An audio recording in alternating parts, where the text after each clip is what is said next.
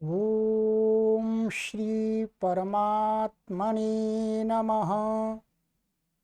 ओम श्री गुरुभ्यो नमः। ओम श्री ऋषिभ्यो नमः। ओम सहना भवतु सहनौ भुनक्तु सह वीर्यं करवावहै तेजस्विनावधीतमस्तु मा विद्विषावहै। ओम शांति शांति शांति। सर्वेभ्यो नमः। देववाणी संस्कृतं यूट्यूब चलदृश्यं प्रति भवतां भवतीनां च हार्दं स्वागतम्।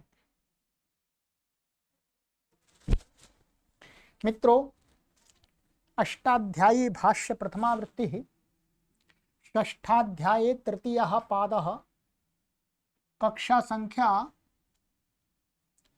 88तमी 88वीं कक्षा को आज पढ़ेंगे। ठीक है,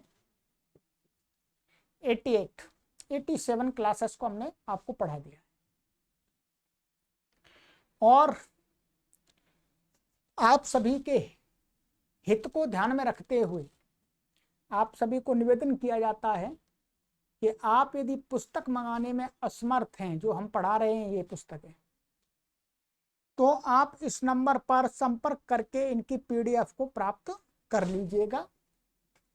फिर आपको लगता है कि ये आपके लिए कक्षाएं और ये पुस्तक लाभदायक हैं तो आप बाद में पुस्तक भी मंगा सकते हैं, परंतु पीडीएफ के सहयोग से यदि आप पढ़ सकते हैं तो पढ़िएगा। ठीक है, महर्षि पाणिनि के व्यापक महर्षि पाणिनि का जो व्याकरण है उसके व्यापक प्रचार प्रसार के लिए ये हम कार्य कर रहे हैं। इसलिए हमारा उद्देश्य है कि अधिक से अधिक लोग अपने गृह पर ही बैठे बैठे पाणिनीय व्याकरण को पढ़ें, निःशुल्क पढ़ें। ठीक है, चलिए, पुस्तक भी चाहिए तो भी आप इस पर संपर्क कर सकते हैं। पुस्तक का आपको पैसा देना होगा। ठीक है, पीडीएफ का कोई पैसा नहीं देना है, पर पुस्तक का तो पैसा देना पड़ेगा, क्योंकि ये जो प्रकाशन पब्लिश करते हैं वो पैसा लगाते हैं इसमें, ऐसे तो नहीं छप जाती पुस्तकें। चलिए, हमने अपनी तरफ से जो हो सकता है वो कर रहे हैं, आपको निःशुल्क पढ़ा रहे हैं और पीडीएफ भी बना दे रहे हैं आपको। चलिएगा, तो गत कक्षा में मैंने आपको 2 सूत्र पढ़ाए थे, एक पृषोदरादीनि यथोपदिष्टम और दूसरा सूत्र था हमारा संख्या विषाय पूर्वस्यान्यतरस्याम गौ। ये दोनों सूत्र हैं। ठीक है, समझ में आ गए हैं आपको। अब है हमारा, अब एक नया प्रकरण आरंभ हो रहा है दीर्घ का। इसको अच्छी प्रकार से समझ लीजिएगा, सरल है, इसका बहुत प्रयोग होता है। ठीक है, इसका बहुत प्रयोग होता है। चलिएगा, दीर्घ प्रकरणम ढ्रलोपे पूर्वस्य दीर्घोणः 6-3-110 पदच्छेदा ढ्रलोपे सप्तमी व्यक्ति एकवचनांतम पूर्वस्य षष्ठी व्यक्ति एकवचनांतम दीर्घा प्रथमा व्यक्ति एकवचनांतम अणाहा प्रथमा षष्ठी व्यक्ति एकवचनांतम। इसके अंदर 4 पद हैं, 1 2 3 4। समासः, समास दिया है, समास केवल इसी पद में है। ढकारश्च रेफश्च ढ्रौ तयोर लोपो यस्मिन् स ढ्रलोपः तस्मिन् ढ्रलोपे द्वंद्व गर्भ बहुब्रीहि। ये द्वंद्व हो गया ढ्रौ में और बाद में कर दिया बहुब्रीहि, माने ढ्रौ ढ्रौ लोपौ या तयोः माने ढ्रयोः लोपः यस्मिन्, ढकार और रेफ का लोप हुआ है जिसके परे रहते। क्या जिसके परे रहते ढकार का लोप हुआ या रेफ का लोप हुआ है, तो उसके परे रहते उससे पूर्व में, किससे पूर्व में, अर्थात ढकार और रेफ जो लोप हो गया उससे जस्ट पूर्व में उसको कार्य करेंगे। अब आइएगा अर्थ देख लीजिए।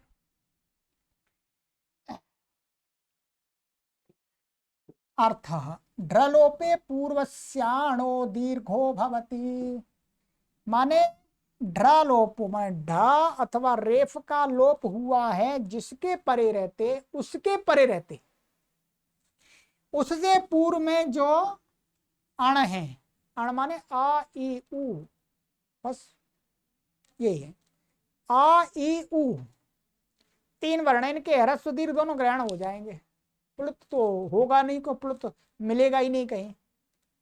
तो इसलिए ह्रस्वकार दीर्घकार, ह्रस्व इकार दीर्घ इकार, और कैसे बोलना चाहिए, आ ई उ। ये यदि पूर्व में होंगे तो उनको दीर्घ हो जाए। कहते उदाहरण देते हैं ढालोप पे, ढगलोप का लेते हैं, लीढ़म मीढ़म उपगूढ़म मूढ़। रालोप का बताते हैं नीरक्तम, ये उदाहरण है, अग्नि रथ, इंदु रथ, पुना रक्तम वासः, एक ही है, प्राता राजक्रय। इसको बहुत समझना अच्छी प्रकार से, अभी समझा देते हैं उदाहरणों में।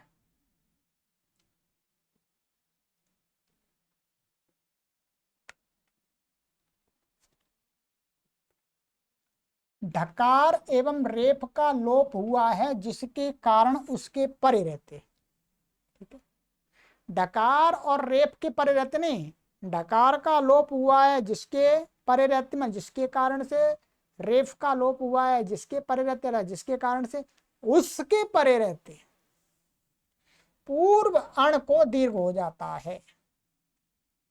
ढ्रलोप शब्द में बहुब्री ही होने से स्थित ढा रा वर्ण को ढ्रलोप समझना चाहिए।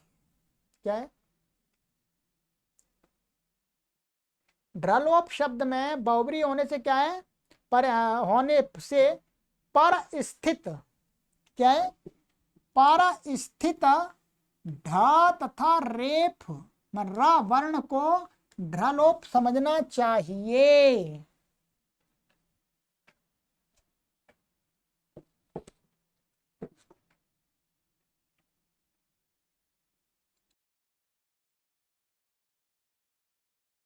तो यहां पर ये जो पंक्ति कह रहे हैं कि ढ्रलोप शब्द में बहुब्री ही होने से, है, ढ्रलोप में कौन सा समास किया था, बहुब्री किया था, कि ढा और रेफ का लोप हुआ है जिसके परे रहते, तो वो ढ्रलोप हो गया।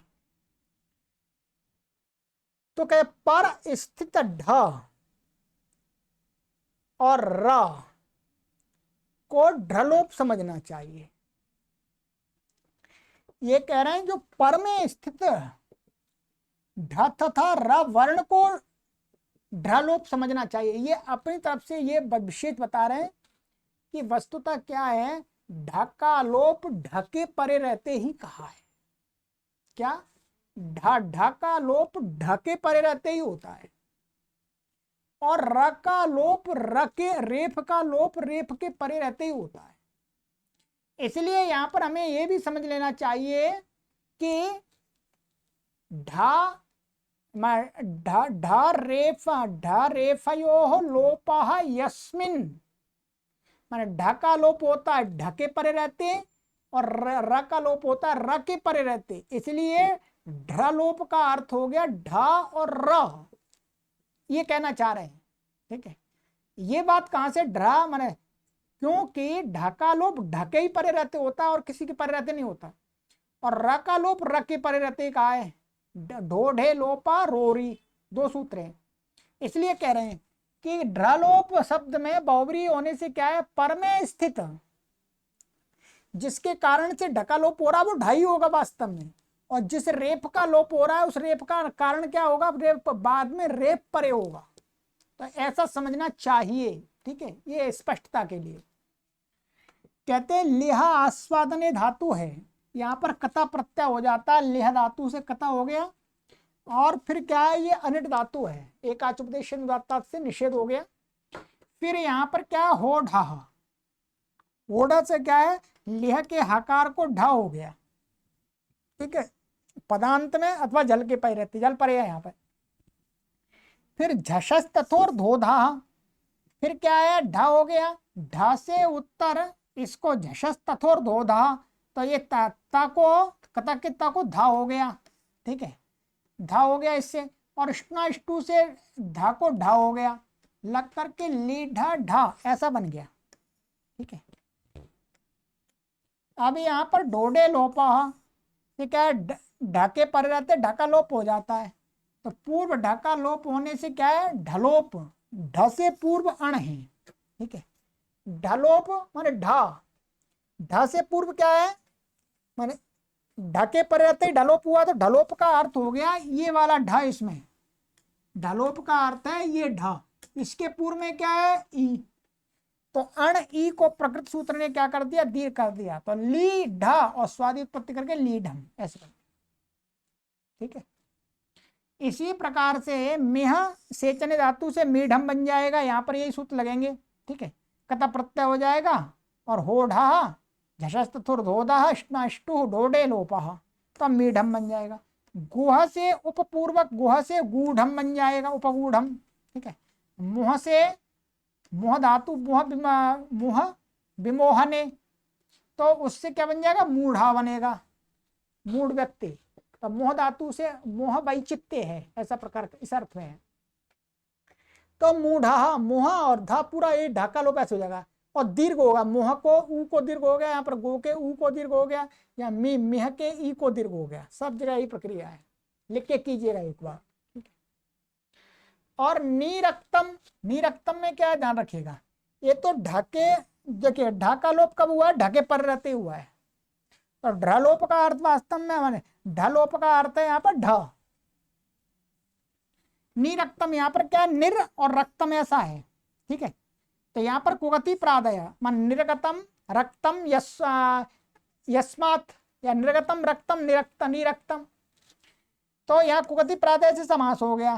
तथा निर के रेफ का रोरी, रोरी का कहता है, रेफ के पर रहते पूर्व रेफ का लोप हो जाता है, ये र परे है, रेफ लोप हुआ। अब ये क्या हो गया, रलोप हो गया, ये वाला जो र रलोप हो गया, तो इसके पहले पूर्व अण ये ई है, इसको दीर्घ हो गया, ठीक है, दीर्घ हो गया, तो क्या बन गया, नीरक्तम, दीर्घ हो गया, ठीक है। ऐसे ही यहाँ पर इसी प्रकार से अग्नि सु, सु का स है, सशो रू से इसको क्या होगा, र होगा, रू का रेफ, अग्नि र और रथा। ऐसे इंदुर रथा, ये भी सु का है। अब यहाँ पर क्या है, रोरी, रोरी लग गया है, तो इस रेप के पर रहते इस रेप का लोप हो गया, इससे फिर इसी रेप के पर रहते इससे पूर्व में अण है ई, उसको दीर्घ होगा, ऊ को दीर्घ होगा, तो अग्नि रथ, इंदु रथ, इसी प्रकार से होता है, ठीक है। इसी प्रकार से क्या है, एक शब्द है, मैं आपको बता देता हूं, अंता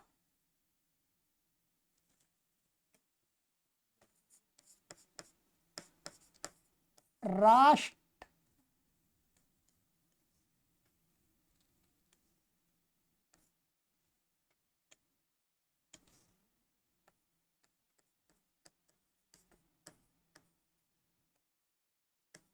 ये शब्द होता है हिंदी में, अथवा आजकल तो कुछ लोग जो संस्कृत नहीं जानते वो गलत लिखने लगे, वो क्या लिखने लगे, अंतरराष्ट्रीय, र को ऊपर चढ़ा देते हैं, अथवा अंतरराष्ट्रीय ऐसा लिखने लगे हैं, ध्यान रखिएगा। शुद्ध शब्द ये है अंतरराष्ट्रीय। अब मैं बताऊं ये अशुद्ध कैसे लिखते हैं, आइएगा दिखा देते हैं अशुद्ध, और इस पर चर्चा कर देते हैं थोड़ी सी।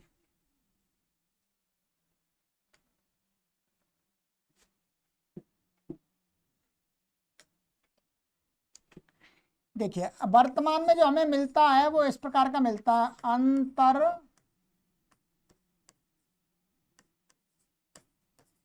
राष्ट्रीय, दूसरा मिलता है अंतर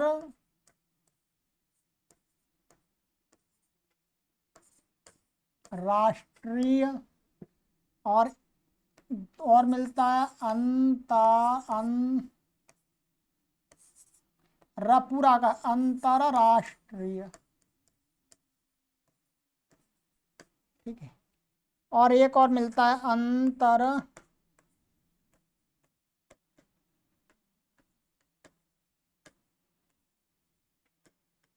ये प्राय करके मिलते हैं हमको। ठीक है, वस्तुतः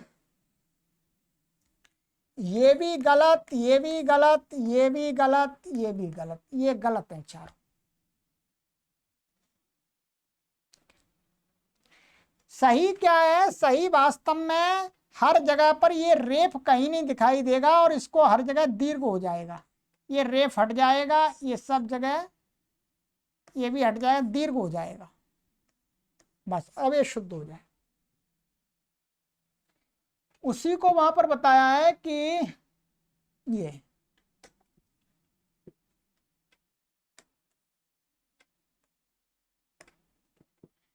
है, ये वास्तव में अंतर शब्द है और आगे है राष्ट्रीय।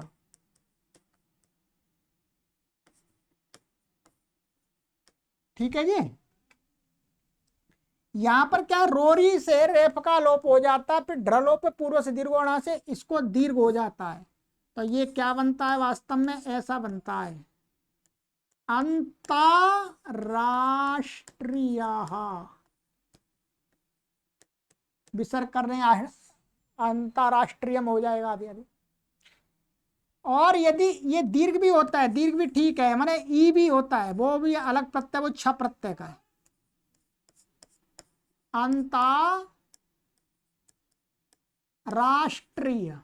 ये भी ठीक है। बस मुख्य रूप से यहां पर दीर्घ होता है यहां पर। ठीक है, ये ध्यान रखना है। इस सूत्र को पढ़ने के समय आपको ये बात अवश्य ध्यान रख लेनी चाहिए, गलती नहीं होनी चाहिए आगे से। ठीक है, चलिए। ये उत्तर पद अनुत्तर पद दोनों जगह लगता है, इसको उत्तर पद की कोई वो नहीं है। जहां पर भी ऐसा शर्त होगी वहां हो जाएगा, उत्तर पद हो चाहे नहीं हो, कोई परेशानी नहीं है।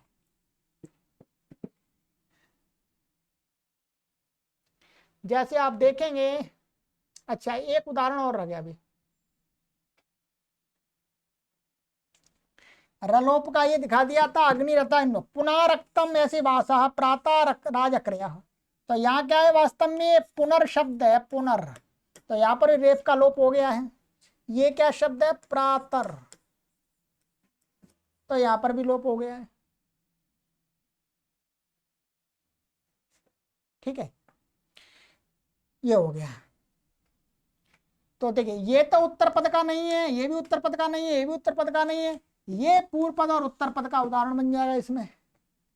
और ये कोई इसमें उत्तर पद नहीं है, ये उत्तर पद का बन जाएगा। हाँ, ये भी उत्तर पद का है, इसमें कोई नहीं उत्तर पद का है। ठीक है, इसमें कोई भी उत्तर पद का नहीं है।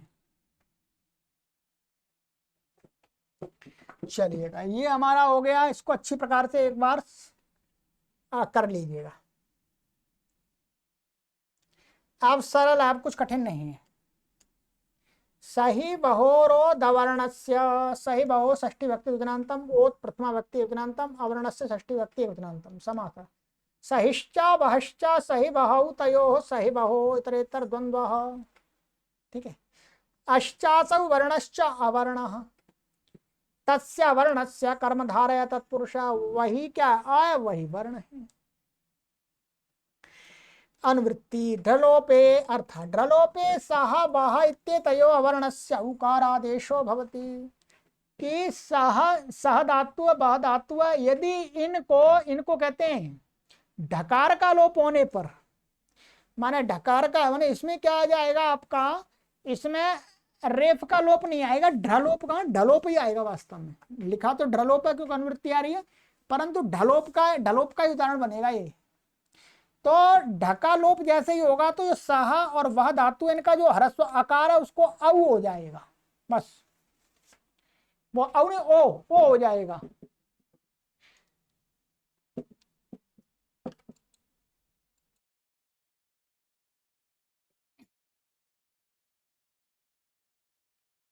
तो यहां पर उदाहरण दिए हैं हमारे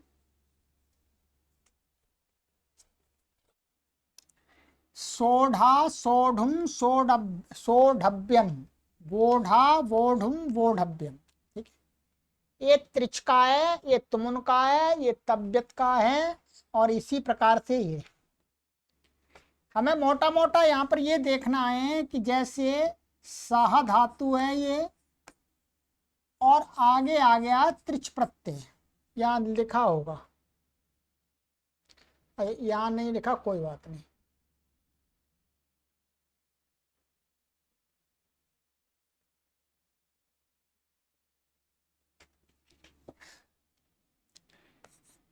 साह और ये है त्रिच प्रत्यय, उन त्रिचौ से त्रिच भी कर सकते हैं, तृण भी कर सकते हैं। ठीक है, त्रिवचा। अब यहां पर ये धातु क्या है, एकाच है, यहां पर निषेध हो जाएगा, एकाच उपदेशन वार्ता। अब यहां पर इसको क्या हो जाएगा, हो ढा, हो ढा से क्या हो गया, ढा, ये हो गया। और फिर झषस तथोर धोधा से इसको भी हो गया धा, और इष्टना इष्टु से इसको भी हो गया ढ्र, क्या होगा, ड्री, ऐसा होगा, ध्यान रखिएगा। एक बात और भूल गया मैं, अभी बताऊंगा। ये क्या हो गया, ड्री। अब ढोड़े लोपा से इसका लोप हो गया। अब इस ढलोप के पर रहती है, ढलोप है क्योंकि इसके कारण से इसका लोप हुआ, तो ये ढलोप हो गए। इसके पर रहते जो सा धातु का आ है, उसको क्या हो जाएगा, ओ हो जाएगा। इस सूत्र से, पूर्व वाले सूत्र से क्या प्राप्त हो रहा था, दीर्घ प्राप्त हो रहा था, तो उसका अपवाद है ये कि सह और वह धातु को दीर्घ नहीं होता, इनको ओ होता है। तो क्या बनेगा, सोढ़ी। अब आगे स्वादि उत्पत्ति करके सारी सिद्धि पहले जैसे पहले बनाइए, कर्तरी कर्ता आदि वैसी बन जाएगी। सोढ़ी बन गया तो सोढ़ी का सोढ़ा बन जाएगा। ऐसे तुम उनके पर रहते सोढ़ुम, तब्यत के पर रहते सोढ़व्यम। एक बता दिया छुट्टी मैंने, बाकी आप कर लेंगे। ऐसे वो वह धातु से बोढ़ा बन जाएगा त्रिच का, बोढ़ुम बोढ़व्यम। अब यहाँ पर एक बात विशेष रह गई, यहाँ पर लिखी नहीं पर मैं बता देता हूं कि जैसे कोई कहे कि भाई ये जो ढोढ़े लोपा और ये रोरी, क्या यार, ढोढ़े लोपा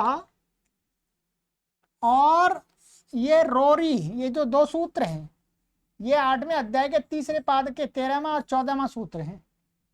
ठीक है, जब हम इस सूत्र से ढ्रलो पे पूर्व से दीर्घो अणः आदि से दीर्घ करने चलेंगे, तो ये सूत्र तो असिद्ध हो जाएंगे। पूर्वत्र सिद्धम की व्यवस्था से ये तो असिद्ध हो जाएंगे, ये भी असिद्ध हो जाएगा। तो फिर न रलोप कभी मिलेगा ही नहीं इसको, न ढलोप मिलेगा, असिद्ध होता है वास्तव में। परंतु कहीं पर भी ढलोप और रेफलोप मिलेगा ही, रलोप मिलेगा ही नहीं असिद्ध होने पर। तो ये सूत्र व्यर्थ चला जाएगा। तो महर्षि पाणिनि जी यहां पर ढलोप परे रहते, रलोप परे रहते दीर्घ कह रहे हैं। इसका अर्थ ये है कि ढलोप और रलोप के करते समय, दीर्घ करके परे रहते दीर्घ करते समय ढोढ़े लोपा रोरी, ये त्रिपादी के सूत्र होने पर भी असिद्ध नहीं होंगे, सिद्ध ही रहेंगे। ये इसका समाधान आचार्यों ने किया है। नहीं तो ये सूत्र व्यर्थ चला जाएगा, ये सूत्र कहीं अवकाश ही नहीं मिलेगा। व्यर्थ तो नहीं बनाया महर्षि पाणिनि ने कोई भी सूत्र, इसलिए यहां पर ये सूत्र लगाते समय वो सूत्र असिद्ध नहीं होते, सिद्ध ही रहते हैं। ये हो गया, ये भी हो गया। आगे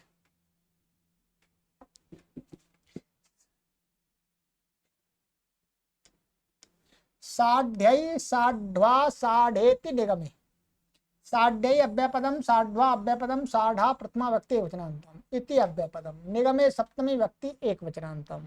ठीक है। निगम का अर्थ है यहाँ वेद, वेद में अर्थ साढ़ साढ़वा साढ़ा इति निगमे निपात्यन्ते, माने ये निगम माने वेद में ये निपातन किए गए हैं। ठीक है, ये तीन शब्द। उदाहरण दिया साढ़ इत्यत्र सह सहे कत्वा प्रत्यय से ध्ययी भाव, इसी सूत्र से निपातन किया। कत्वा प्रत्यय हो गया, कत्वा प्रत्यय तो हो ही जाए, फिर कत्वा प्रत्यय को ध्ययी आदेश कर दिया, ध्ययी हो गया। ओत्व अभावश्च निपात्यते, पूर्व वाले सूत्र से क्या हो रहा था, ओत्व हो रहा था है, तो ध्ययी भाव हो जाएगा। और फिर ये सह है, हो ढा से ढा हो जाएगा, झसस्त तोर धोधा से इसको भी ढा हो जाएगा, ध्ययी के ध को ढोडे लोपा से लोप हो जाएगा। ठीक है, ढोडे लोपा से, अच्छा ओत्व भावश्च, और पूर्व वाले सूत्र से जो ओत्व प्राप्त था तो उसको कहा नहीं ओत्व नहीं होगा, इसको तो फिर ढ्रलो पे पूर्व से दीर्घोणा से दीर्घ ही हो जाएगा है।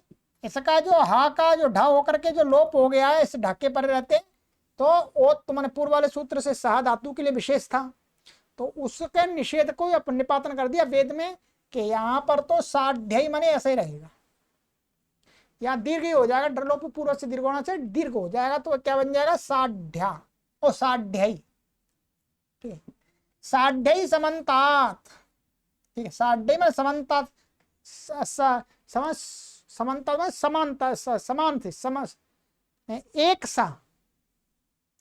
साढ़वा इत्यत्र पूर्वत कत्वा प्रत्यय ओत्वा भावश्च निपात्यते, और साढ़वा इसमें क्या कत्वा प्रत्यय है, ध्ययी भाव नहीं किया, ओत्व भाव माने पूर्व वाले सूत्र से ओत्व प्राप्ति थी तो मना कर दिया, अभाव कर दिया, तो ढलोप पूर्व से दीर्घोणा से दीर्घ हो जाएगा, ढलोप आदि पूर्वत है सारे।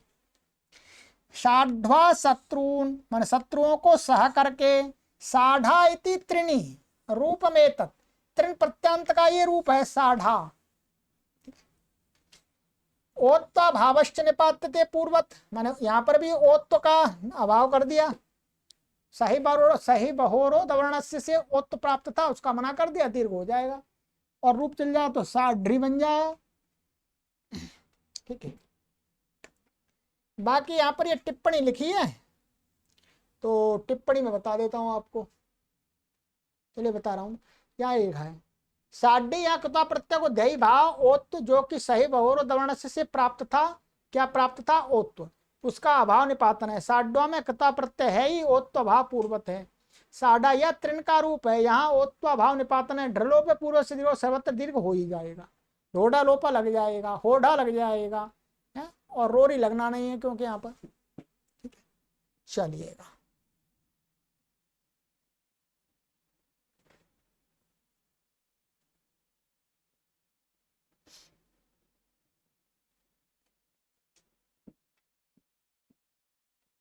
हाँ, यहाँ पर ये टिप्पणी थी, त्रिचीति काशिका उभयथापि शक्यम विज्ञातुम यदि उभय प्रत्यय स्वर उपलभ्येत वेदे। कहते हैं काशिका में इसको त्रिच प्रत्यांत माना है, तो कहते हैं वो दोनों प्रकार से बन सकता है, त्रिच भी ले आइए त्रिन ले आइए। यदि कहते हैं स्वर में अंतर आएगा, त्रिच करेंगे तो अंतुदात्त होगा, त्रिन करेंगे तो ये नित्यादि नित्यम से आदिउदात्त होगा। यदि वेद के अंदर आदि उदात्त और अंत उदात्त दोनों प्रकार का उपलब्ध होता है तो सिद्ध हो जाएगा, नहीं तो नहीं होगा। नहीं तो यदि आदि उदात्त मिलता है तो त्रिन मानना पड़ेगा, अंत उदात्त मिलना है तो त्रिच मानना पड़ेगा। ठीक है, चलिएगा, तो ये हो गया। तो आज यहीं पर विराम देंगे, कक्षा बेशक छोटी है कोई बात नहीं। अब एक संहिता का अधिकार आरंभ होगा। ठीक है, दीर्घ का प्रकरण पूरा चलेगा अंत तक पाद के, परंतु अब संहितायाम, अब आगे यहां से संहिता का अधिकार चलेगा। जो भी कार्य होगा वो क्या होगा, परः सन्निकर्ष संहिता, जहां संहिता संज्ञा होगी वहीं होगा। चलिएगा, इस सूत्र को पढ़ लेते हैं, थोड़ा कुछ समय और इसमें जुड़ जाएगा। संहितायाम, संहितायाम सप्तमी व्यक्ति एकवचनान्तम अर्थ संहितायाम इति अधिकारः आपाद परिसमाप्ति, संहितायाम में अधिकार है और ये पाद की समाप्ति तक चलेगा। उदाहरण दिया वक्ष्यति द्विचोतस्तिनः इति विद्माहित्वा सत्पतिम शूरगोनाम। तो ये जो कहा दो वाला यागी सूत्र कहेंगे 34वां, तो इसमें कहते हैं यहां पर संहिता संज्ञा होगी तभी ये कार्य करेगा। तो उदाहरण में विद्मा को दीर्घ हुआ है, ठीक है। अब इसको भी पढ़ लीजिएगा। उदाहरण में विद्मा को दीर्घ हुआ है, विद्मा, ये यहाँ पर संहिता है, ये हा ही और आ की संहिता थी। संहितायाम कहने से पदपाठ में तथा अवग्रह में दीर्घ तो नहीं रहेगा। जब वेद के मंत्रों का जब पदपाठ करेंगे या बीच में अवग्रह लगाते हैं अलग अलग दिखाने के लिए, तो संहिता संज्ञा हो ही नहीं सकती, ठीक है, क्योंकि वहां एक मात्रा से अधिक का व्यवधान दिया जाता है, आदि मात्रा से अधिक का, तो इसलिए पदपाठ में नहीं होगी। यही प्रयोजन है। इसी प्रकार अन्य सूत्रों में भी संहितायाम अधिकार का प्रयोजन जान लेना चाहिए, अर्थात पदपाठ में और अवग्रह जहां पर लगेगा वहां पर दीर्घ नहीं होगा, ठीक है। पदपाठ में आप दीर्घ नहीं करेंगे। यहां पर यदि पदपाठ करेंगे वेद मंत्र में, तो विद्म ही रहेगा, विद्मा इति ऐसा पदपाठ नहीं कर सकते। विद्मा इति ही इति ऐसा पदपाठ संहिता में करेंगे तो विद्मा हित्वा सत्पतिम शूरगोनाम ऐसा हो जाएगा, ठीक है। चलिएगा, ये हो गया।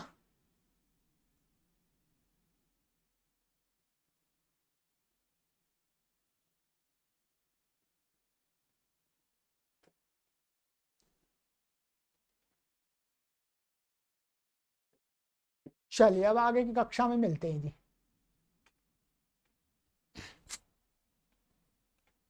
सर्वेभ्यो नमः।